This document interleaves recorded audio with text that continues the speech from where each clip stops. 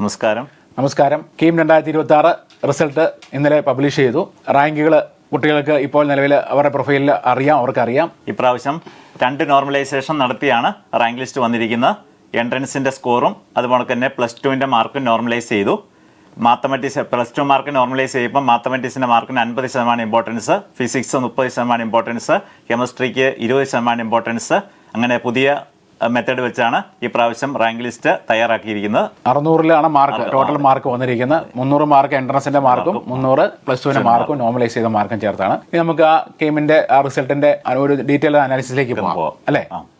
KEAM 2026 analysis. ഇപ്പൊ 2025 2026 നമുക്കൊന്ന് compare ചെയ്താൽ 2025 86,549 പേരാണ് പരീക്ഷ എഴുതുക. 96,747 കുട്ടികളാണ് 2026 അപ്പിയർ ചെയ്തിരിക്കുന്നത്, എക്സാമിന് അപ്പിയർ ചെയ്തിരിക്കുന്നത്. 2025 ക്വാളിഫൈ ചെയ്ത കുട്ടികൾ 76,230 പേരാണ് ക്വാളിഫൈ ചെയ്ത് എക്സാം ക്വാളിഫൈ ചെയ്ത കുട്ടികളുടെ എണ്ണം. 2026 വരുമ്പോൾ ഈ വർഷത്തേക്ക് വരുമ്പോൾ 79,788 കുട്ടികളാണ് ക്വാളിഫൈ ചെയ്തത് എക്സാമിന്. ഈ റാങ്ക് ലിസ്റ്റ് വന്ന കുട്ടികളുടെ എണ്ണം 2025 67,505 ആയിരുന്നു.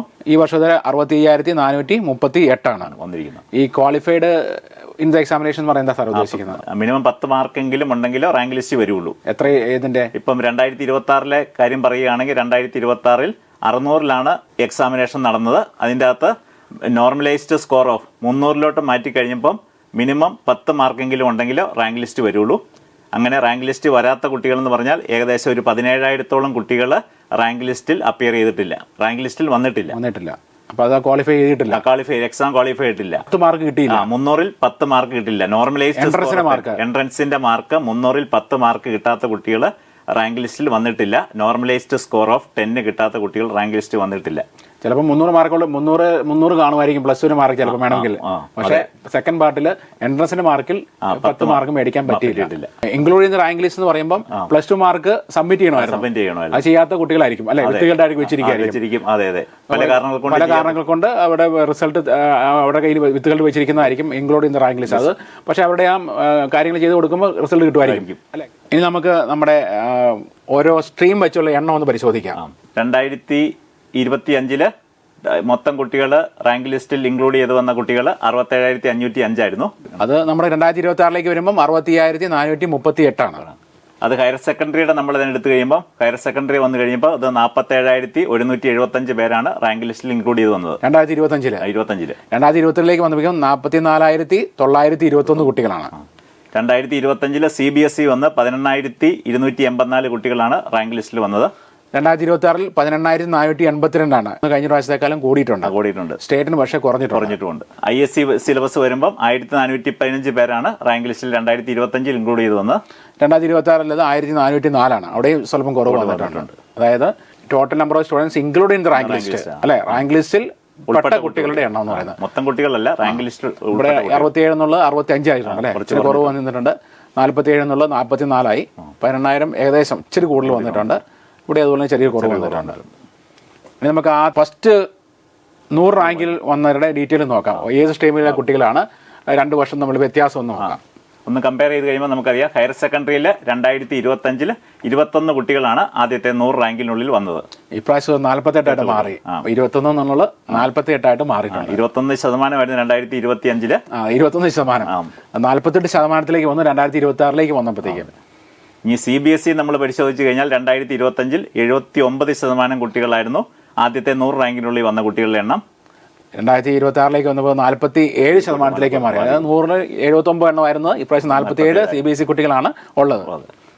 ICSEയിൽ കഴിഞ്ഞ പ്രാവശ്യം ആരും ഇല്ലായിരുന്നു. ഇപ്രാവശ്യം 4 പേര് വന്നിട്ടുണ്ട്.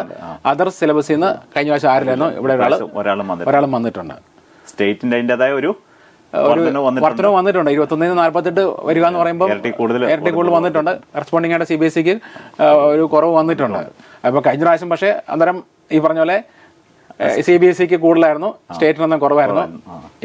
ഇപ്പം യഥാർത്ഥത്തിൽ ഒരുപോലെ വന്നു, ഏകദേശം ഒരുപോലെ വന്നിട്ടുണ്ട്. 100 റാങ്കിൽ ഏകദേശം ഒരുപോലെ വന്നിട്ടുണ്ട്.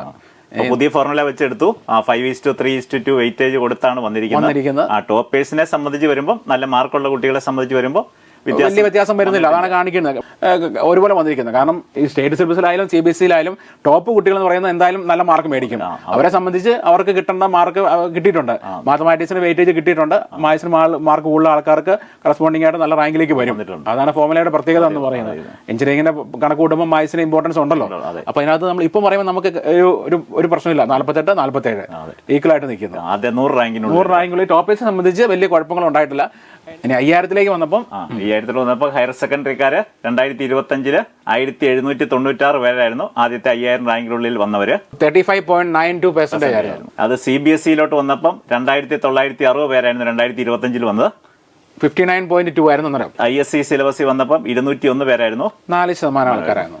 അതേഴ്സ് വന്നിരിക്കുന്ന 1% താഴെ 43 വരെ.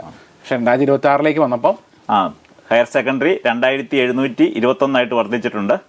54.42%. 35 54-ലേക്ക് ഒരു ചാട്ടം ഉണ്ടായിട്ടുണ്ട്. 20% അടുത്ത് വർധനവ് വന്നിട്ടുണ്ട്. CBSE വന്നപ്പം 59.2 40.52-ലേക്ക് ഒരു കുറവ് വന്നിട്ടുണ്ട്. ആ കുറവ് അങ്ങോട്ടും ഇങ്ങോട്ടും വന്നിട്ടുണ്ട്. ICSE സിലബസിൽ വന്നപ്പം ചെറിയ വേരിയേഷൻ 4.4 അടുത്ത് 201 191 ആയിട്ട് മാറിയുള്ളൂ. അവിടെ അതേസിൽ ചെറിയ വർധനവ്. മെയിനായിട്ട് DBC സ്റ്റേറ്റ് ആണല്ലോ നമ്മൾ നോക്കുന്നത്. അപ്പം ഇതാണ് 5000-നുള്ള സ്റ്റാറ്റിസ്റ്റിക്സ് എന്ന് പറയുന്നത്. അപ്പോൾ നോക്കുമ്പോൾ മനസ്സിലാവുമല്ലോ, ഇവിടെ സ്റ്റേറ്റുകാർക്ക് വർധന ഉണ്ടായിട്ടുണ്ട്. കറസ്പോണ്ടിങ് ആയിട്ട് CBSE-ക്ക് കുറവ് വന്നിട്ടുണ്ട്. നമുക്ക് ജസ്റ്റ് ഈ പ്രാവശ്യം നേരത്തെ നമ്മുടെ ഒരു കട്ട് ഓഫ് പറഞ്ഞിരുന്നു. ഏകദേശം അല്ലെ വലിയ വ്യത്യാസങ്ങളും ഞങ്ങൾ ചെയ്ത വീഡിയോയിൽ പറഞ്ഞ ഏകദേശം റേഞ്ചിൽ തന്നെയാണ് വന്നിരിക്കുന്നത്. കൃത്യമായി വലിയ വ്യത്യാസം പറയാനില്ല. അതായത് ഈ വർഷം ഓരോ റാങ്കിന് കറസ്പോണ്ടിങ് ആയിട്ട് എത്രയാണ് മാർക്ക് 600-ലെ മാർക്ക് വന്നിരിക്കുന്നത്.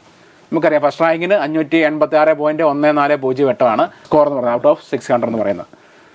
റാങ്ക് 10 വന്നപ്പോൾ 576.1179 ആണ് വന്നിരിക്കുന്നത്. 50-ാം റാങ്കിന്റെ കറസ്പോണ്ടിങ് ആയിട്ട് മാർക്ക് 563 ആണ്. നമ്മൾ റൗണ്ട് ഓഫ് ചെയ്ത് എഴുതിയിരിക്കുന്നത്, നമ്മൾ ഡെസിമൽ എടുത്തിട്ടില്ല. റാങ്ക് 100-ലോട്ട് വന്നപ്പോൾ 553. റാങ്ക് 200 541. റാങ്ക് 500 515. റാങ്ക് 1000 488 മാർക്കാണ്. റാങ്ക് 2000-ലോട്ട് വന്നപ്പോൾ 457. Rank 3000 439. Rank 5000 416. Rank 10000 378. Rank 15000 352 mark. Rank 20000 333 ആണ് മാർക്ക്. 25000 317. 30000 300 മാർക്കാണ്. 35000 294. 40000 283. 45000 270. 50000 256. 55000 240. 60000 220. ഇതാണ് കറസ്പോണ്ടിങ് ആയിട്ട് 60,000 പേരുള്ള റാങ്കിന് കറസ്പോണ്ടിങ് ആയിട്ടുള്ള +2-ന്റെ മാർക്കും എൻട്രൻസിന്റെ സ്കോറും കൂടെ ആഡ് ചെയ്ത് 600 കിട്ടിയ മാർക്കാണ് കറസ്പോണ്ടിങ് ആയിട്ട് റാങ്കിന് വന്നിരിക്കുന്നത്.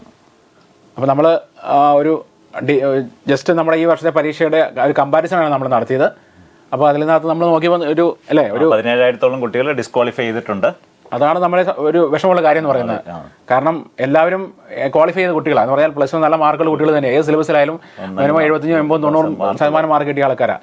അവർക്ക് മിനിമം ഒരു 10 മാർക്ക് മേടിക്കാൻ സാധിച്ചില്ല. നോർമലി 300-ൽ 10 മാർക്ക് മേടിക്കാൻ പറ്റിയില്ല. അതായത് 600-ൽ ഒരു 20 മാർക്കോളം, ഏകദേശം ഒരു 20 മാർക്കോളം മേടിക്കാനായിട്ട് ഇവർക്ക് സാധിച്ചില്ല. അതായത് ഒരു 5 ക്വസ്റ്റ്യൻ ശരിയായാലും ഒരു 20 മാർക്ക് കിട്ടേണ്ടതാണ്. കറസ്പോണ്ടിങ് ആയിട്ട് 50 ക്വസ്റ്റ്യനിൽ 5 ക്വസ്റ്റ്യൻ 5 വർഷം കറക്റ്റ് ആക്കിയെങ്കിൽ ഈ റാങ്ക് ലിസ്റ്റ് പെട്ടേനെ.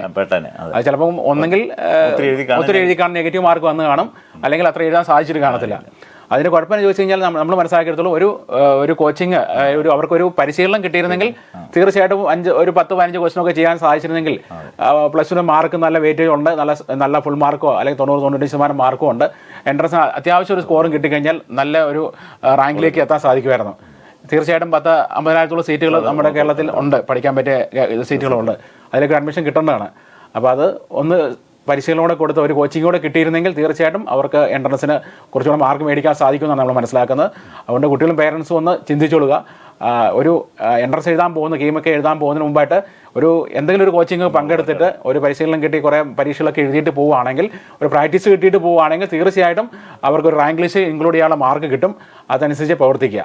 ഇനി നമുക്ക് കീമിൻ്റെ 2025 ലാസ്റ്റ് റാങ്ക് ഡീറ്റെയിൽസോട് നോക്കി ജസ്റ്റ് ഒന്ന് പെട്ടെന്ന് നോക്കിയിട്ട് പോവാം.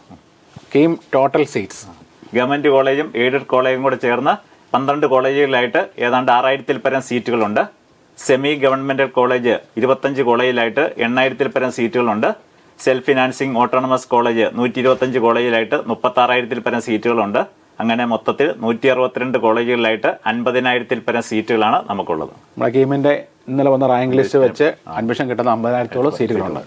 ഇപ്പോൾ ഗവൺമെന്റ് കോളേജും എയ്ഡഡ് കോളേജും കൊണ്ട് നമുക്കറിയാം. CET Trivandrum, TKM Kollam, government college Thrissur, MA college Kothamangalam, NSS Palakkad, RIT Pampady, TRV Barton Hill Trivandrum, government college Kozhikode, Kannur, Palakkad, Wayanad, Idukki. ഇങ്ങനെ 12 government college, government plus aided college. നമ്മൾ കമ്പ്യൂട്ടർ സയൻസ് ആണ് എല്ലാവർക്കും ആഗ്രഹം കുട്ടികൾക്ക്. അപ്പം കമ്പ്യൂട്ടർ സയൻസിന്റെ ലാസ്റ്റ് റാങ്ക് ഡീറ്റെയിൽസ് കഴിഞ്ഞ 2025 ലാസ്റ്റ് റാങ്ക് ഡീറ്റെയിൽസ് ആണ്. സെക്കൻഡ് അലോട്ട്മെന്റ് കഴിഞ്ഞിട്ടുള്ള ഡീറ്റെയിൽസ് ആണ് നമ്മൾ പറയുന്നത്. നമ്മുടെ കയ്യിലുള്ളത്.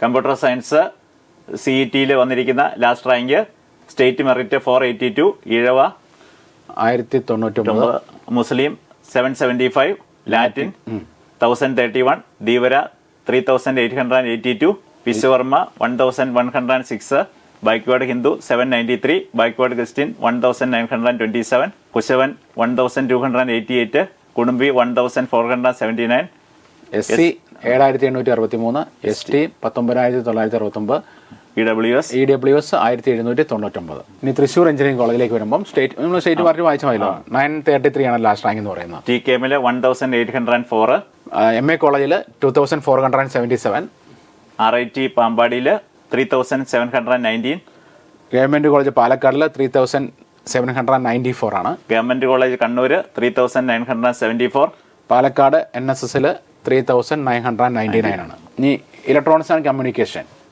CET 730 ആണ് ലാസ്റ്റ് റാങ്ക് വന്നിരിക്കുന്നത്. തൃശ്ശൂരിൽ 1634 ആണ്. TKM 2723, MA കോളേജിൽ 3818 ആണ്. Government college Palakkad 4008, government college Trivandrum 4125, RIT Pampady 4608, NSS Palakkad 5538, government college Kannur 5613, government college Kozhikode 5654. Corresponding ആയിട്ട് ഈ കാറ്റഗറിയിലെല്ലാം നോക്കിക്കൊള്ളുക. അടുത്തത് ഇലക്ട്രിക് ആൻഡ് ഇലക്ട്രോണിക്സ് ട്രിപ്പിളിൽ CET വന്നിരിക്കുന്ന ലാസ്റ്റ് റാങ്ക് 1768, തൃശ്ശൂരിൽ 3462 ആണ്. TKM 5195, MA കോളേജിൽ 7341, government college Barton hill 7633, RIT പാമ്പാടിയിൽ 8082, Palakkad government college 8216, Kannur engineering കോളേജിൽ 8305 ആണ്. NSS പാലക്കാട് 8334. ഇനി മെക്കാനിക്കൽ എഞ്ചിനീയറിംഗിലേക്ക് വരുമ്പോൾ CET 2840, ഗവൺമെന്റ് കോളേജ് തൃശ്ശൂരിൽ 5462 ആണ് last rank. TKM 8345, government Palakkad government കോളേജിൽ 10473, ഗവൺമെന്റ് കോളേജ് കണ്ണൂർ 11081, തിരുവനന്തപുരം ബാർട്ടിങ്ങിളിൽ 11096, മാറത്തനേഷ്യസിൽ 11618, RIT പാമ്പാടിയിൽ 12357, കോഴിക്കോട് ഗവൺമെന്റ് കോളേജിൽ 13015, NSS പാലക്കാടിൽ 13102 ആണ് ലാസ്റ്റ് റാങ്ക്. ഇനി കമ്പ്യൂട്ടർ സയൻസ് ആൻഡ് ഡിസൈൻ ഒരു കോളേജിലുള്ളൂ. ഗവൺമെന്റ് കോളേജ് കോഴിക്കോട് 9520 ആണ് ലാസ്റ്റ് റാങ്ക് വന്നിരിക്കുന്ന സ്റ്റേറ്റ് മെറിറ്റിന്റെ. കറസ്പോണ്ടിങ് ആയിട്ട് ബാക്കി നോക്കിക്കൊള്ളുക. MA കോളേജിൽ computer science and engineering data science വരുന്നതിന്റെ സ്റ്റേറ്റ് മെറിറ്റിന്റെ last rank 5244. Artificial intelligence computer science and engineering artificial ഇന്റലിജൻസിന്റെ TKM ലാസ്റ്റ് റാങ്ക് വന്നിരിക്കുന്ന 2688 ആണ് സ്റ്റേറ്റ് മെറിറ്റിന്റെ ലാസ്റ്റ് റാങ്ക് വന്നിരിക്കുന്നത്.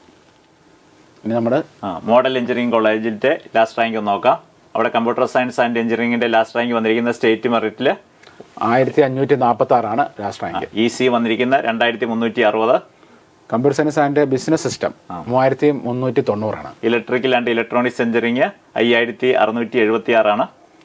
VLSI ഡിസൈൻ ആൻഡ് ടെക്നോളജി വന്നിരിക്കുന്ന 5782, electronics and biomedical engineering 10757, mechanical 10650 ആണ് last rank.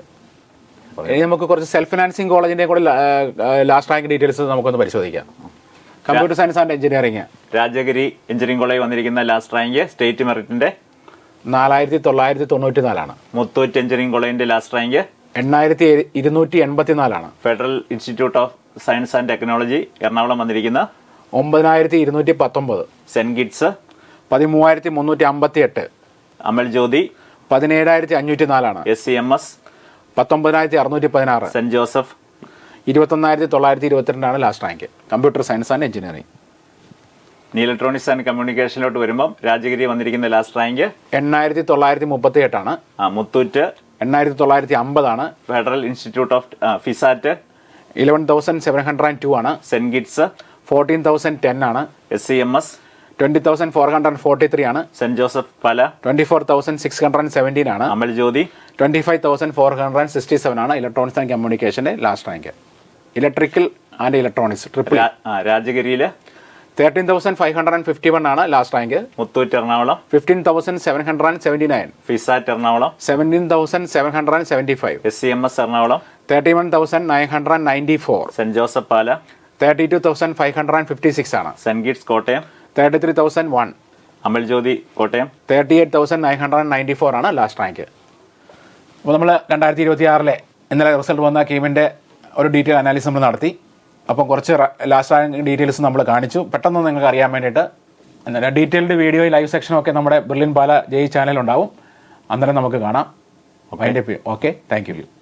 Brilliant Study Center, India's #1 coaching center for NEET and JEE.